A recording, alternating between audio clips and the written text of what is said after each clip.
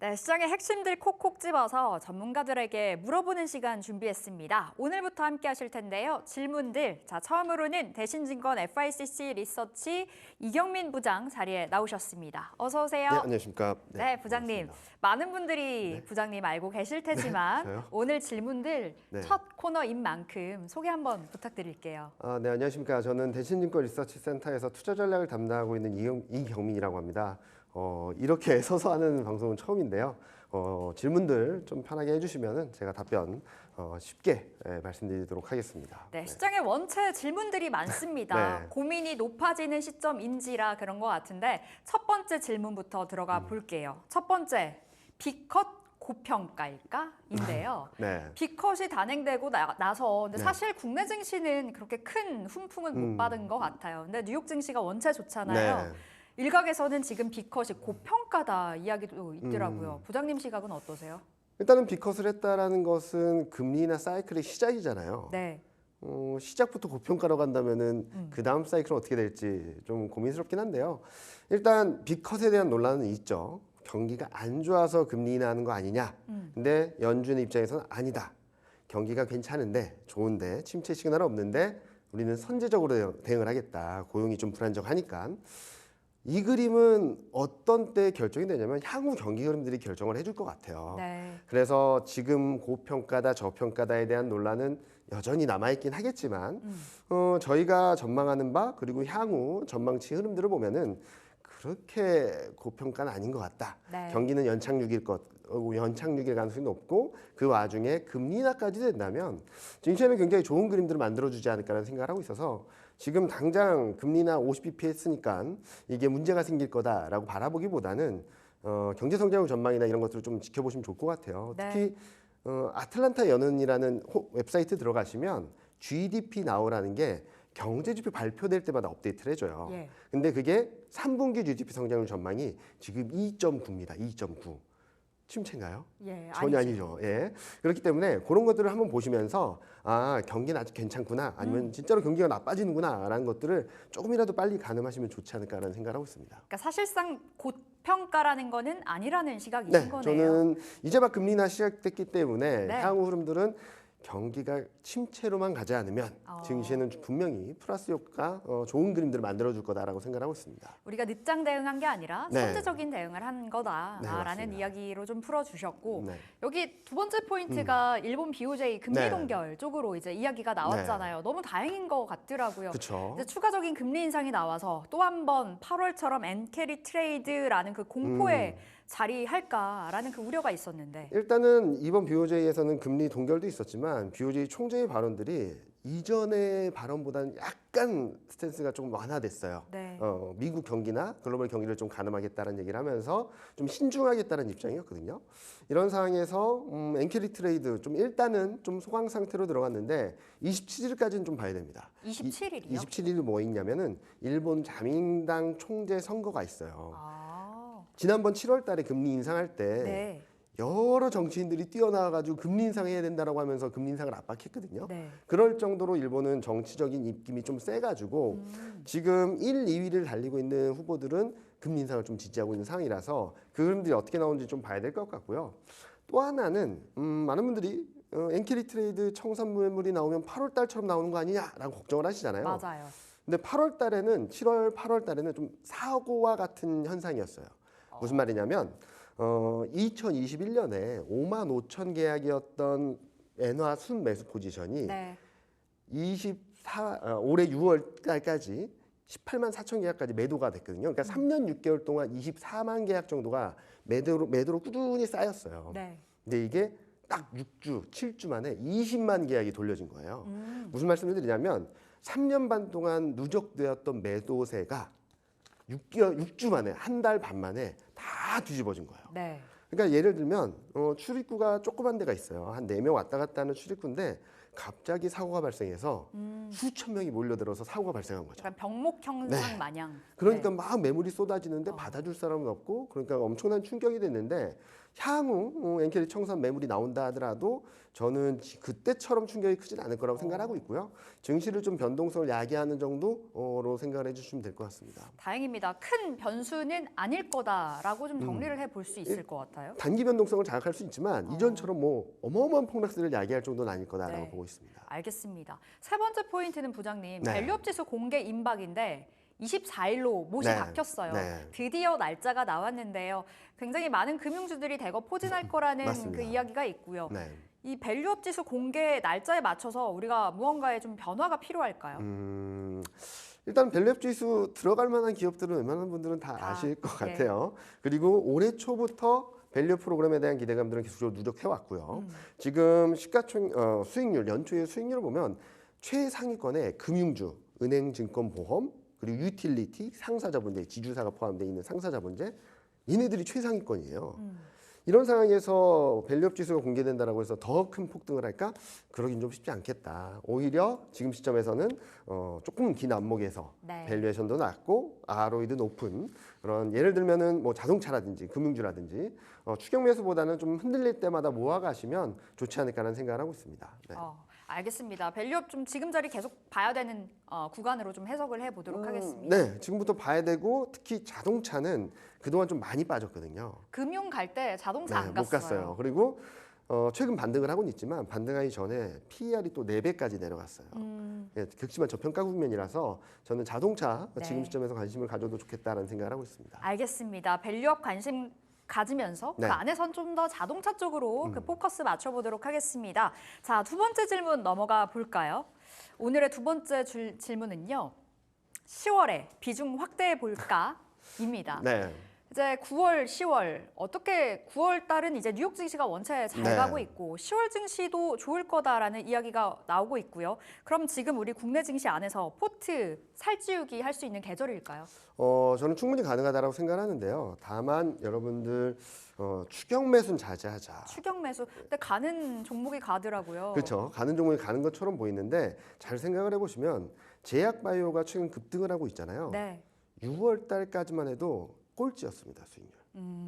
그러니까 소외주의 반란이다. 네. 그리고 한동안 2차 전지가 어마어마하게 소외받았는데 뭐 급반등이 나오기도 했었죠. 네. 뭐 제약 바이오가 지금 너무 좋아 보이지만 아마 6월 달쯤에는 다들 힘들어하셨을 거예요. 무슨 말씀을 드리냐면 주식을 하실 때 지금 좋은 종목을 따라가는 것도 초반 국면에는 가능하지만 이만큼 올라온 상황에서 추격 매수를 하면 조금은 어려울 수 있거든요. 네. 그래서 저는 비중 확대의 기회는 맞고 시기는 맞다라고 생각을 하는데 지금까지 잘했던 업종보다는 그동안 조금 부진했지만 실적이 괜찮고 실적 대비 저평가된 업종들을 잘 모아가면은 아마 올해 말 내년 상반기쯤에는 수익률이 꽤 높지 않을까라는 생각을 하고 있습니다. 네, 실적은 뒷받침이 되는 네, 그리고 맞습니다. 지금은 조금은 소외된 쪽으로 네. 봐야 된다. 좀 더 매력이 있는 네. 자리라고 말씀 주신 건데 자, 우리 부장님의 답변 세 가지 열어보도록 하겠습니다. 첫 번째, 미국 경기 침체 우려가 후퇴했다라는 부분 좀 이야기 들어볼까요? 일단은 미국 경기 침체 우려, 뭐 최근 경제 지표들을 보면은 고용 지표도 그렇게 나쁘지 않고요. 실업상 청구 건수는 계속적으로 떨어지고 있고 소매 판매도 예상보다 잘 나왔고 산업 생산 서프라이즈였습니다. 이런 것들이 어떻게 보면은 경기 침체라고 하지 않고 다들 경기 침체 우려, 경기 침체 공포라고 하잖아요. 네. 심리적인 영향이었을 뿐이지 실질적인 경제는 그렇게 망가지지 않았거든요. 그래서 심리적 영향으로 주가가 많이 빠졌다면 야 침체는 아니야라고 하면은 되돌려지는 힘들이 좀 남아 있겠죠. 그리고 특히 코스피 같은 경우는 반도체 영향이 되게 큽니다. 7월 11일 고점 이후 코스피가 시가총액이 많이 떨어졌잖아요. 그 중에 97.4%가 반도체 때문이에요. 네. 절대적으로 영향력이 크거든요. 그리고 또 하나는 외국인 매도가 많이 나오고는 있다라고 하는데 매도의 대부분 아니 매도의 이상이 반도체예요. 네. 그러니까 반도체가 절대적으로 움직이고 있어서 반도체가 좀 진정되면 좋을 것 같아요. 그래서 이번 주 26일 날 있을 마이크론 실적 그리고 10월 1일 날 수출 데이터 네. 그리고 10월 초에 삼성전자 실적 가이던스 발표 요 세 가지가 변곡점이 될 수 있다고 보고 있어서 지금보다 더 나쁘지 않다라는 심리만 들어오면 좀 반등 시도를 이어가지 않을까라는 생각을 하고 있습니다. 지수 자체의 상승은 어쨌든 반도체가 좀 잡혀야 맞습니다. 올라갈 거다. 뭐 코스닥은 금투세 영향도 클 것 맞습니다. 같고요. 금투세 영향은 24일 날 10시 반에 민주당에서 공청회를 당론. 하고 당론으로 네. 결정될 텐데 좀 유의를 했으면 좋겠다는 생각을 하고 있죠. 유예되지 않을까요? 그러니까 뭐 당위성은 이해를 한다고 하더라도 좀 중요한 것은 왜 지금이냐라는 걸 설득을 해야 되는 거죠. 왜 지금이냐에 대한 이유는 많지 않을 거예요. 그리고 아직까지 거래세가 남아 있는 상황에서 금투세를 도입한다는 것들은 좀 네. 문제가 있다라고 생각하고 있어서 좀 그리고 또 하나는 이전부터 유예를 했잖아요. 근데 왜 그렇죠. 지금 보완을 할까? 왜 하필 국내 증시가 이렇게 부침을 겪고 있는데 그것도 그렇고 또 입법으로 얼마 안 앞두고 그쵸. 그러니까 미리미리 했으면 좋지 않았을까라는 생각을 하고 있어서 저는 그런 것들을 좀 염두에 두고 있고 또 하나는 한국 증시가 좀 계속적으로 눌려 있는 이유 중에 하나는 중국 때문이에요. 네. 저희 추석 연휴 동안에 실물 지표가 발표됐는데 예상보다 다 못했거든요. 거기다가 미국 경기까지 불안하다라고 하니까 한국 증시는 버틸 만한데 이렇게 기댈 만한 데가 없는 거죠. 네. 거기에 대장인 반도체까지 흔들리고 뭐 삼중고였다라고 볼 수 있을 것 같아요. 전반적으로 지금 다 풀어주셨는데 네. 조금만 더 국소적으로 들어가 본다면 네. 반도체 불안 심리가 진정되고 있다. 진정되는 거 맞아요? 진정되면 좋겠다. 그죠? 진정되면 좋겠다인 근데 것 같아요. 아까 말씀드렸듯이 마이크론 실적하고 네. 그리고 수출 데이터 그리고 삼성전자 실적 가이던스 저는 이게 좀 시장에는 안도감을 줄 수 있다라고 생각하는 이유는 이미 삼성전자는 PER이 선행 PER이 9배 초반까지 내려왔고요. PBR은 1점0 몇 배까지 내려왔습니다. 네. 하이닉스도 1배 초반이에요. PBR이 굉장히 낮아져 있고 이익 전망치가 내려온 것보다 주가가 더 급락했거든요. 네. 그러니까 실적 대비 저평가된 업종 상태라서 작은 변화, 그러니까 다행이다라는 변화만 있어도 반등할 수 있는 가격대까지 왔다. 근데 다행이다라고 할 수 있는 변화가 아직까지는 없고 마이크론 실적, 수출 네. 데이터, 삼성전자 실적 가이던스 여기 좀 중요하지 않나라는 생각을 하고 있습니다. 동트기 전이 가장 어둡다. 맞습니다. 이렇게 또 맞습니다. 볼 수 있을 네. 것 같고 중국의 경기 저점 통과 시그널이 나왔나요? 아직 안 나왔죠. 아직 안 나왔어요. 그러니까 제가 지금 말씀드린 거는 미국 경기 침체 우려 빼고는 풀어야 될 숙제라고도 말씀드릴 수 있어요. 그리고 이 두 가지 때문에 미국 증시는 사상 최고치를 갔는데 코스피는 2,600도 못 넘는 상황이라고 볼 수 있겠죠. 예. 근데 이 두 가지만 풀리면 이제 저는 좀 빠르게 올라갈 수 있다고 생각을 하는 거고 중국 경기 저점 통과 시그널은 조금 더 확인해야 되긴 하겠지만 가장 중요한 거는 그동안 중국이 경기 부양 정책을 계속적으로 펼쳐왔다는 거죠. 작년 7월 말부터 경기 부양 정책이 있었고 11월에는 재정 드라이브가 있었고 올해 2월에는 지준율이나 3월하고 6월에는 금리 인하 네. 이런 것들이 시차를 두고 반영된다면 늦어도 올해 4분기에는 경기가 더 나빠지는 그림보다는 좀 올라오지 않을까라는 생각을 하고 있습니다. 그래서 지금은 아까 말씀하셨듯이 이 반도체도 중국 경기도 동트기 전에 가장 어둡다라고 생각을 하고 있어서 지금 코스피가 굉장히 눌려 있지만 조금은 좀 긍정적인 그림을 열어놓을 수 있는 변화가 될 거다라고 생각을 하고 있습니다. 알겠습니다. 이렇게 두 번째 질문 풀어봤고요. 세 번째 질문 바로 넘어가 보겠습니다. 세 번째는요. 기회 섹터 세 가지를 네. 준비를 해 오셨는데 답변 바로 살펴볼게요. 자, 오늘 부장님께서 준비해 주신 답변, 기회 섹터, 반도체, 자동차, 2차 전지 되겠습니다. 네. 반도체부터 이야기 들어볼까요? 아까 말씀드렸던 그대로죠. 그대로. 너무 싸다. 너무 싸다, 너무 네. 저평가되어 너무 있다, 저평가돼 실적 대비해서. 네. 여기서 더 밀리게 된다면 뭐 딥딥 밸류로 갈 수도 있겠지만 예. 지금부터 사 모으신다면 절대 손해 볼 수 있는 구간은 아니다. 올해 말 내년 초까지 간다면 저는 충분히 수익을 낼 수 있는 구간이다라는 말씀을 드리고 싶고요. 모아가는 전략. 네, 모아가는 전략이고요. 자동차는 선행 PER 4배에서 탁 반등을 했거든요. 좀 등락이 있으면 계속적으로 모아가자라는 차원에서 말씀을 드리고 있어요. 밸류 프로그램에 대한 기대감들도 있긴 하겠지만 저평가 매력이 다시금 부각될 수 있다라고 생각을 하고 있고요. 4분기에는 조제 공장 완공에 따른 모멘텀에 대한 기대감 이런 것들 그리고 또 하나는 해리스가 지금 조금씩 우위를 보이기 시작하고 있거든요. 네. 거기에 따른 기대감들도 왜냐면은 조제 공장 완공되면 미국에서 IRA 수혜를 받을 수도 있거든요. 그런 것들이 좀 반영이 되면 좀 좋아지지 않을까라는 생각을 하고 있고 2차 전지는 뭐 많이들 힘들어 하셨었죠. 천천히 가셔도 됩니다, 부장님. 2차 전지. 네. 일단은 지금 화면에 네. 자동차도 나가고 있고 2차 네. 전지도 나가고 있는데 같은 그림으로 좀 봐야 될까요?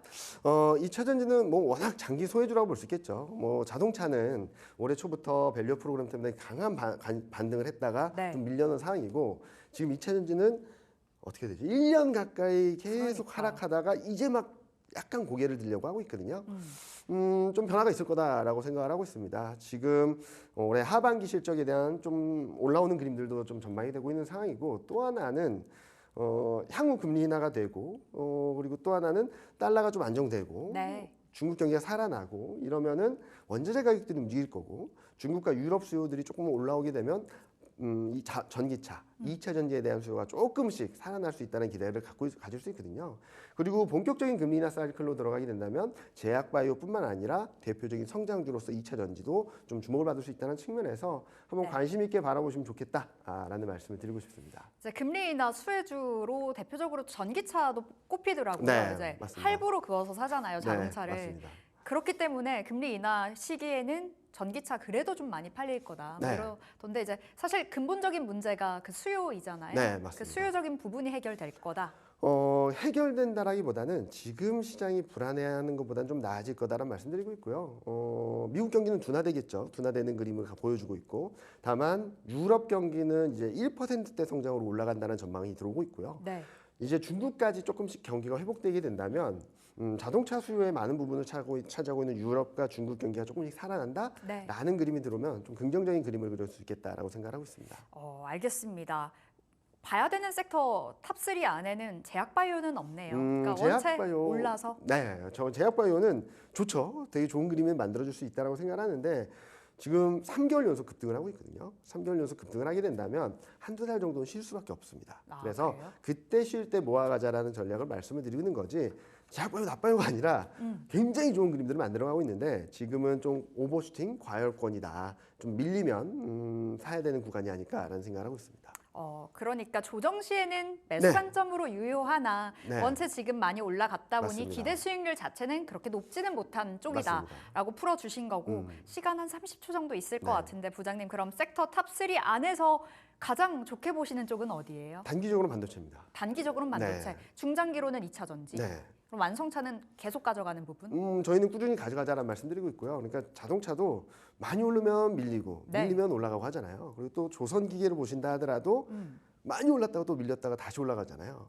그런 그림들이 있어서 지금은 밑에 있는 애들, 많이 떨어진 애들 네. 그런 종목들을 보시는 게 좀 더 매력적이다. 수익을 낼 수 있는 기회가 더 많다라고 생각하고 있습니다. 조선, 방산 이쪽은 또 원체 많이 올라갔다 보니 네, 맞습니다. 그쪽보다는 반도체, 자동차, 2차 전지 눈길 줘보도록 네. 하겠습니다. 10월에는 비중 확대가 유효하다라는 관점으로 오늘 답변 정리해 보도록 하겠습니다.